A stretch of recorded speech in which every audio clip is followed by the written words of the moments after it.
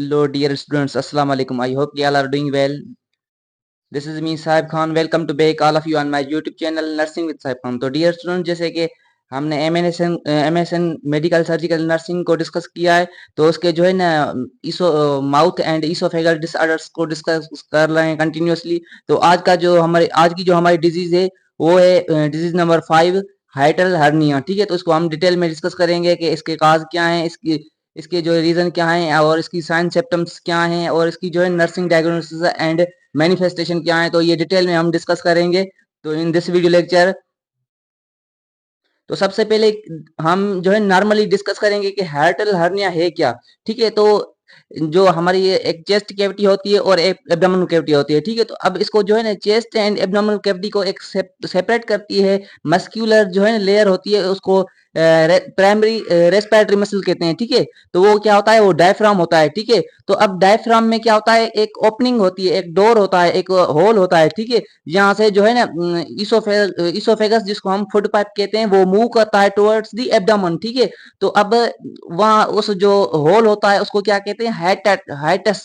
Hiatus वो opening होती है जहाँ से कोई भी आर्टरीज वेन्स या कोई भी जो है ना वो किसी किसी दूसरी कैविटी में जाती है। ठीक है, तो ये जो जहाँ से इसोफेगस मूव करता है एब्डोमेन में, तो वहां पे क्या होती है, हाइटस। उसको क्या क्या बोलते हैं, इसोफेगल हाइटस। ठीक है, तो इसोफेगस मूव करता है इसमें स्टमक में। तो अब हर्निया क्या है, हर्निया किसी चीज को मीन्स के उसका जो है ना अपनी ओरिजिनल पोजीशन को छोड़ के किसी दूसरी पोजीशन में जाना, किसी वीक एरिया में जाना, मीन्स के एबनॉर्मल कंडीशन को क्या कहते हैं, हर्निया। ठीक है, तो जब हमारे स्टमक के 3 पार्ट्स होते हैं। ठीक है, फंड्स, बॉडी एंड पोलरिक। ठीक है, जो फंड वाला ऊपर वाला पार्ट होता है हमारे स्टमक का, वो क्या करता है, वो मूव कर देता है कहाँ पे, टुवर्ड्स दी चेस्ट कैविटी। ठीक है, जो हाइटस होता है जिसको कहते हैं LES, लोअर इसोफेगल स्फिंक्टर। ठीक है, वो वीक हो जाता है, उसकी मसल्स वीक हो जाती हैं। उस मसल्स वीक की वजह से जो है ना स्टमक का ऊपर वाला पार्ट जो है ना वो जो कर्व शेप होता है, तो वो स्ट्रेट बन के हैटस जो हाइलम जिसको कहते हैं उसमें मूव करके जाता है। ठीक है, तो अब इसको डिटेल में देखते हैं क्या है। Hiatal hernia is a condition in which the upper part of your stomach bulges through in opening in your diaphragm. ठीक है, तो अब हाइटल हर्निया क्या है, एक कंडीशन है जिसमें जो है ना स्टमक का ऊपर वाला पार्ट जो है ना मूव कर देता है इस डायफ्राम में।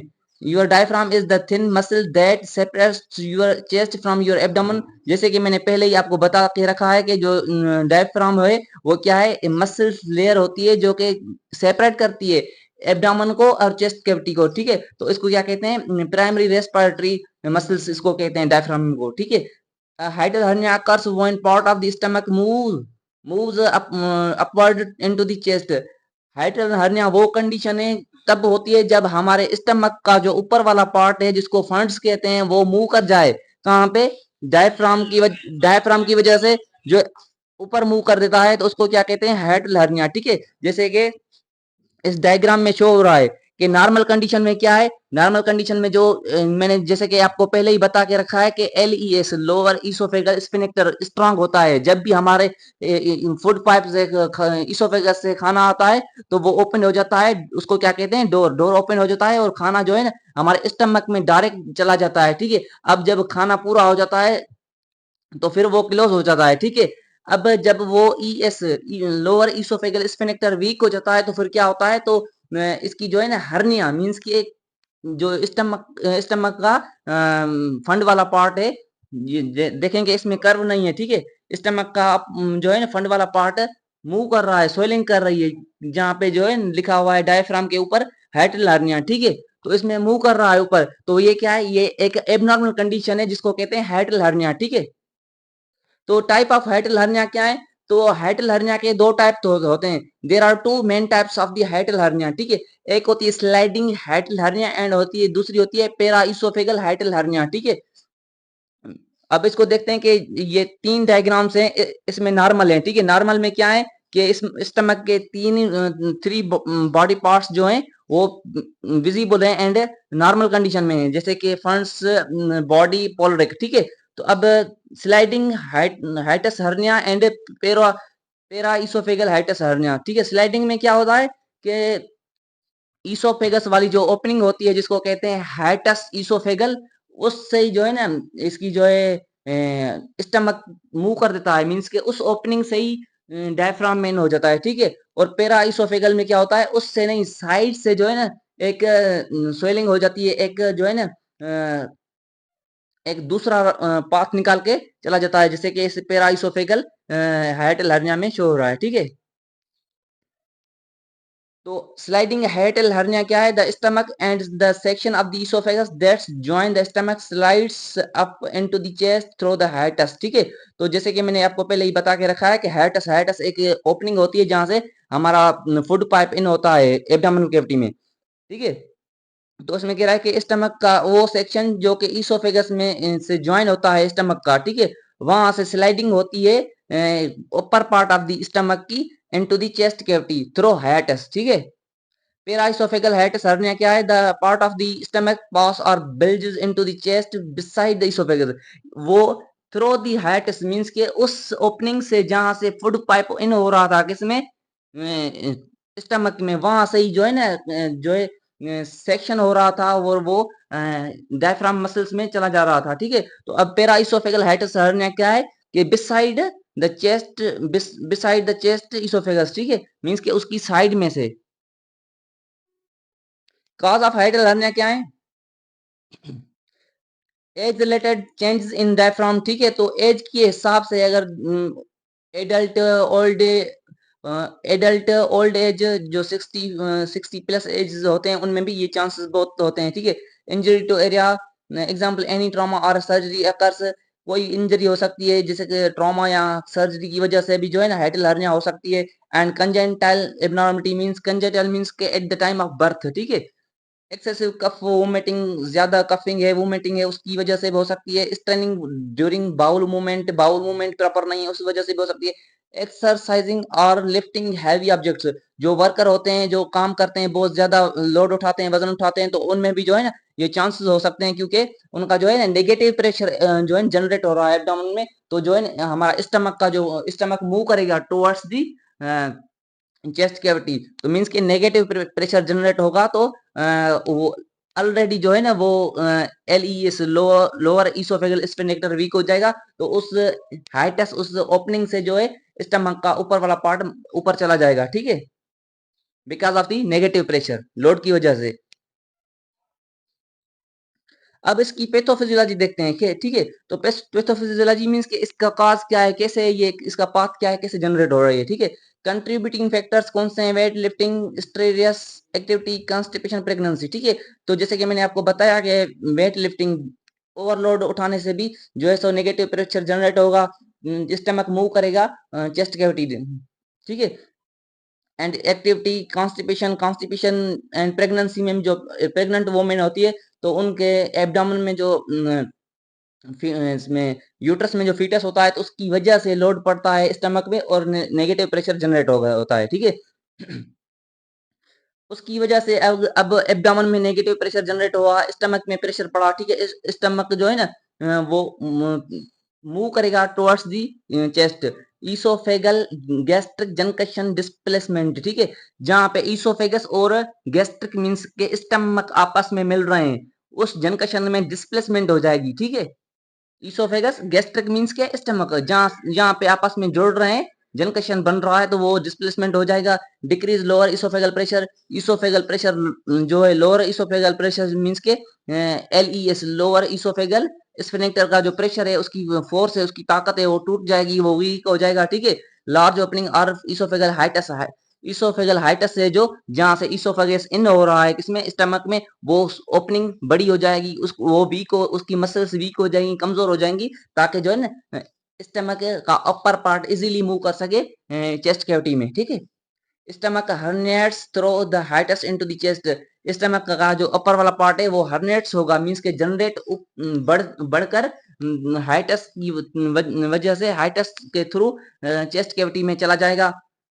उसके साइन सिम्टम क्या है, मैनिफेस्टेशन क्या है, हार्ट बर्न होगी, सीने में जलन होगी, ठीक है, एंड चेस्ट पेन होगा हाइटल हर्निया की वजह से, ठीक है। ये क्या है, ये पैथोफिजियोलॉजी है। उसके बाद मैनिफेस्टेशन ऑफ हाइटल हर्निया, ठीक है। मैनिफेस्टेशन मींस के साइंस सिम्टम्स, अगर ये डिजीज, ये डिसऑर्डर किसी को हो रहा है तो उसमें कौन कौन सी साइंस और सिम्टम्स होनी चाहिए, ठीक है। Heartburn that goes worse when you lie down, ठीक है। हार्ट बर्न, सीने में जलन होगी, ठीक है। और worse when you lie down, सोने में तकलीफ होगी, मींस के वो कंफर्ट नहीं होगा, अनकंफर्ट फील करेगा। चेस्ट पेन और एपिगैस्ट्रिक पेन, ठीक है। चेस्ट पेन होगा मींस के सीने में दर्द होगा, और एपिगैस्ट्रिक वो रीजन होता है जहाँ पे स्टमक पाया जाता है हमारे एब्डामन कैविटी में, ठीक है। तो एपिगैस्ट्रिक रीजन में मींस के स्टमक में जो है पेन हो जाएगा। ट्रबल इन स्वेलिंग मींस के खाने में दिक्कत होगी, तकलीफ होगी। ब्लीचिंग, बर्पिंग और release the air into the reduce the distension, ठीक है। उसके बाद medical management of the hiatal hernia, ठीक है। तो मेडिकल मैनेजमेंट हम कैसे कर सकते हैं, तो सबसे पहले लाइफ स्टाइल मॉडिफिकेशन, हम उसका जो लाइफ स्टाइल है उसमें मॉडिफिकेशन लाएंगे, ठीक है। अगर वो हैवी लोड उठाता है तो उसको हम प्रिस्क्राइब करेंगे, उसको हम एजुकेट करेंगे, बताएंगे भाई ये जो है इतना लोड नहीं उठाएं क्योंकि आपको ये डिजीज हो गई है, तो अब इसकी केयर करनी पड़ेगी आपको। वेट लॉस, अगर उसका वेट लॉस हो रहा है तो उसका हम वेट मैनेजमेंट करेंगे, उसको वेट रिकवर करवाएंगे। एडमिनिस्टर एंटासिड्स, एंटासिड्स वो एसिड होती हैं, वो एसिड्स होती हैं जो कि एसिड की सिक्रेशन को डिक्रीज करवाती हैं, जैसे कि म्यूकेन, गिब्सिकून, राइजिक, शाशिया वगैरह। ये क्या है, ये एंटासिड्स हैं जो कि स्टमक की पेन की वजह से डॉक्टर प्रिस्क्राइब करता है। No meals at least 3 hours period to sleep, खाने के 3 घंटे उसको सोने से पहले उसको 3 घंटे खाना खाना चाहिए, ठीक है। ऐसा नहीं है कि वो खाना खा के लेट गया, उस खाना खा के उसके बाद 3 घंटे के बाद उसको लेटना चाहिए, उसको ये बताएंगे। मेंटेन प्रॉपर डाइटरी हैबिट्स, उसमें जो है डाइटरी हैबिट्स मीन्स के खाने का टाइम और फूड कैसे खाना है, स्पाइसी फूड है, नॉर्मल फूड है, फैब्रिक है, उसमें वेजिटेबल्स हैं नहीं है, ये सारा कुछ उसको हम बताएंगे। Surgical management of the hiatal hernia, ठीक है। नेजन फंडोप्लेक्शन, ठीक है। तो नेजन फंडोप्लेक्शन क्या है, is the most commonly performed surgery for the hiatal hernia, ठीक है। This procedure use laparoscopic prepare to new hole surgery, ठीक है। तो ये नेजन फंडो एक डॉक्टर था, 1965 में इसने जो है इसको डिस्कवर किया कि जो हाइटल हर्निया या गर्ड गैस्ट्रो इसोफेगल रिफ्लेक्स डिसऑर्डर के पेशेंट होते हैं, तो उनमें इनको अप्लाई किया जाता है। तो इसमें क्या परफॉर्म सर्जरी की जाती है, हार्टल हर्निया की, ठीक है। तो इसमें इसका मेन पर्पज क्या है कि जब ये बहुत मीन्स के सीवियर कंडीशन में होता है, ठीक है। अब उसमें कोई एंटासिड्स या कोई भी प्रिकॉशंस वगैरह अप्लाई नहीं हो रहा, उसको बहुत 2 वीक से दर्द हो रहा है, अनकंट्रोलेबल दर्द हो रहा है, ठीक है, वो बर्दाश्त नहीं कर रहा, तो फिर डॉक्टर जो है नेजन फेंडो एप्लीकेशंस अप्लाई करते हैं, मीन्स के सर्जरी करते हैं। सर्जरी कैसे होती है, जो हाइटल हर्निया मीन्स के हाइटेस्ट जो जो होल है हमारी इसमें डायफ्राम मसल्स में, उससे जो है ना स्टमक का पार्ट अपर चला गया है, तो उसको कट करेगा, उसको कट करके नीचे एब्डोमेन बॉडी में लाएगा, और उसको जो है ना पंचेस वगैरह करके प्रॉपर मीन्स के उसकी सर्जरी होती है, उसको क्या कहते हैं, निजन फंडोपलेशन, ठीक है। Produce use laparoscopy repair to keyhole surgery, ठीक है। ये की होल सर्जरी है। This surgery is mainly invasive and on requires the surgeon to make a few tiny incision in the abdomen, ठीक है। तो ये क्या है, ये सर्जन ही करते हैं, एंड इनसे होती है उन पेशेंट्स के लिए जो बहुत जो है सीवियर मींस कि उनको सीवियर क्रोनिक पेन दर्द होता है, ठीक है। क्रोनिक कंडीशन में इसको सर्जरी को अप्लाई किया जाता है, ठीक है। सेल्फ मैसेज टू ट्रीट, ठीक है। तो खुद कैसे जो है ना उसको हम बता सकते हैं, हाइटल हर्निया के पेशेंट को lie on your back and relax, ठीक है, सीधा लेटना है और उसमें रिलैक्स करना है। Put your fingers just below the breast bones sternum where you can find your rib cage, जैसे कि ये बंदा लेटा हुआ है, वो अपने जो है स्टमक पे जो है ना हाथ फिरा रहा है, मीन्स कि उसको ठंडक महसूस हो, उसको पेन ना हो, ठीक है। ऐसे ही वो खुद को जो है ना मीन्स कि रिलैक्स कर रहा है। Next apply downward pressure and slowly move towards your belly button, ठीक है। तो देखें कि अगर देखें ना उसको सीने में जो है ना एपिगेस्ट्रिक रीजन में दर्द हो रहा है, तो वो क्या करेगा, उसको नीचे टॉप्स टू बटन उसको जो है प्रेशर अप्लाई करेगा, ताकि उसको इजी फील हो। वो जो हर्टल हर्निया का जो पार्ट ऊपर चला गया है, तो वो इस वजह से जो है रिलैक्स होता है, उसको कंफर्ट मिलता है, ठीक है। Repeat for 5 minutes, do it twice day, once in the morning and once in the evening. ये दिन में 2 टाइम कर सकता है, मॉर्निंग एंड इवनिंग, ठीक है। तो इस पोजीशन में लेटना है, ये जो है ना सेल्फ मैसेज है पेशेंट के लिए, खुद ये अपनी इस तरह ट्रीटमेंट कर सकता है। नर्सिंग इंटरवेंशन ऑफ हाइटल हर्निया, ठीक है। तो भाई एक जो है हाइटल हर्निया का पेशेंट है, तो उसकी नर्स जो है ना कैसे ट्रीट करेगा। नर्सिंग इंटरवेंशन क्या है उसके लिए, सबसे पहले give frequent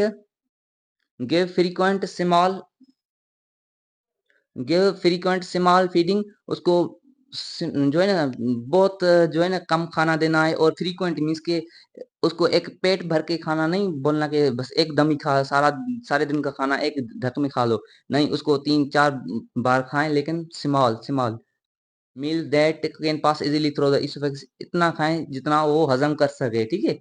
oesophagus already weak है, स्टमक वीक है, तो वो स्मॉल स्मॉल फ्रीक्वेंटली खाएं तो इजीली डाइजेस्ट हो सके। Maintain patient position keeping head elevated, ठीक है। तो उसकी जो है पेशेंट की पोजीशन को मेंटेन करेंगे, कीप हेड एलिवेटेड, इसका जो है ना हेड वाला साइड जो है ना उसको एलिवेटेड करेंगे, सेमी फाउलर पोजीशन में उसको लेटाएंगे, क्योंकि जो ये हाइटल हर्निया वाले पेशेंट होते हैं ना उसको एस्पायरेशन हो जाती है, ठीक है। क्योंकि जो ये एसिड्स वगैरह होते हैं तो वो चले जाते हैं इसमें ट्रेकिया तक, ट्रेकिया के थ्रू वो चले जाते हैं इसमें, ट्रेकिया फिर लंग्स की तरफ मुंह कर देते हैं, तो इस वजह से वो एसिड्स होता है, तो उस वजह से स्नीजिंग कफिंग इस्तेमाल हो जाती है पेशेंट को। तो इस वजह से क्या करते हैं, हेड को एलिवेट करते हैं ताकि जो है वो प्रिवेंट रहे to move towards the respiratory tract, और रेस्पिरेटरी ट्रैक में ना जा सके, ठीक है। Provide oxygen support if needed, अगर ऑक्सीजन की नीड होगी तो हम ऑक्सीजन देंगे। आउटपुट और इनपुट चेक करेंगे कि कितना वो आउटपुट ले रहा है, इनपुट ले रहा है और आउटपुट उसका कितना दे रहा है, ठीक है। Modify dietary habits, avoid eating meals at least 3 hour before bed time, सोने के बाद उसको मना मीन्स के खाने के बाद 3 घंटे जो है ना उसको सोना है, ठीक है, ऐसे नहीं कि खा के वो लेट गया। ये क्या है, ये नर्सिंग इंटरवेंशन है। उसके बाद sit upright position for 1 to 2 hours after taking meal, उसने खाया, खाने खाने के बाद 1 to 2 घंटे 2 आवर्स उसको सिटिंग पोजीशन में, सिट राइट पोजीशन में बैठना है, ठीक है, जल्दी लेटना नहीं है, ठीक है। इनकरेज टू वेट लॉस, अगर उसका वेट लॉस हो रहा है तो हम उसको इनकरेज करेंगे, बताएंगे आपका वेट रिकवर हो जाएगा, ये सारा कुछ उसको हम बताएंगे। Administer antacids are ordered by doctor, antacids वो एसिड्स होते हैं, मैंने पहले आपको बता के रखा है, जो हमारी एसिड की सिक्रेशन को कम कर देती हैं, ठीक है, पेन को रिलीज कर देती हैं, ठीक है। तो वो जो डॉक्टर बताएगा, प्रिस्क्राइब करेगा, वो हम उसको प्रोवाइड करेंगे। Provide high fibre diet, provide hernia support abdominal belt as ordered by doctor, एक एब्डोमिनल बेल्ट एज होता है हार्निया का, वो सपोर्ट करता है उसको, तो वो डॉक्टर अगर प्रिस्क्राइब कर रहा है तो वो हम उसको देंगे। प्रोमोट रेगुलर एक्सरसाइज, उसको रिलेटेड टू हाइटर हर्निया डिसऑर्डर, उसको एक कोई एक्सरसाइज बताएंगे, वो एक्सरसाइज डेली बेस पे करे ताकि वो रिलैक्स रहे, ठीक है। उसके बाद हम डिस्कस करेंगे nursing diagnosis of the hiatal hernia. तो ये जो है ना डायग्नोसिस में हर एक डिजीज की बता रहा हूँ, अपनी पीपीटी में बना रहा हूँ, तो आप प्लीज इस पे फोकस करें, क्योंकि ये जो है ना डायग्नोसिस मेन है एमएसएन में, मेडिकल सर्जिकल नर्सिंग में। अगर आपको डायग्नोसिस नहीं आ रही किसी भी डिजीज की, तो आप जो है ना आप में कोई ना कोई मसला है, आप स्टडी नहीं कर रहे, ठीक है। मीन्स कि अगर नर्स का काम ये है कि उसको डिजीज की डायग्नोसिस आना चाहिए, ठीक है। उसकी साइन सिम्टम अगर आपको आ गई तो आप उस निंदा के रूल के हिसाब से उसकी डायग्नोसिस इजीली बना सकते हो, ठीक है। तो जैसे कि acute pain related to swelling and pressure, ठीक है। तो जाहिर सी बात है उसको एक्यूट पेन तो होगा ही होगा। एक्यूट पेन किसकी वजह से होगा, उसको स्वेलिंग एंड प्रेशर की वजह से होगा, ठीक है, जो प्रेशर उसको मूव कर रहा है चेस्ट कैविटी में। Impaired nutritional status related to less than body requirements, अगर उसको स्टमक में दर्द है, oesophagus lower oesophageal sphincter weak है, तो वो प्रॉपर न्यूट्रिशन इनटेक नहीं कर रहा जितनी उसको रिक्वायरमेंट्स है, ठीक है। High risk for infection related to unsafe procedure, ठीक है। अब उसको जो ने मैंने नेजोफिंडोपेलेशन बताया था प्रोसेस, तो उस इनसेफ प्रोसेस होता है, ठीक है। उस वजह से उसको हाई रिस्क हो सकते हैं इन्फेक्शन के। Risk of aspiration related to impaired swelling, ठीक है। तो एस्पायरेशन मैंने आपको बताया था, जो HCl चला जाता है ट्रेकिया में, उस वजह से उसको रिस्क हो सकती है कि वो इस्तेमा हो सके, उसको जो एस्पायरेशन हो सके, difficulty in breathing. Deficient knowledge उसको नहीं है, तो ये क्या है, ये नर्सिंग डायग्नोसिस है। तो डियर स्टूडेंट्स, जैसे कि मैं कंटिन्यूअसली जो है ना सिलेबस के मॉडिफाइड करिकुलम के बेस पे जो है ना डिजीज पे जो वीडियो लेक्चर अपलोड कर रहा हूँ, तो इंशाल्लाह मैं सब सब्जेक्ट्स के थर्ड सेमेस्टर के सब सब्जेक्ट्स के वीडियो अपलोड करूँगा। तो आप अपना बहुत ख्याल रखें अपनी फैमिली का, और मुझे अपनी खास दुआओं में याद रखें। तो इंशाल्लाह तमाम जल्द मिलते हैं नेक्स्ट वीडियो लेक्चर में।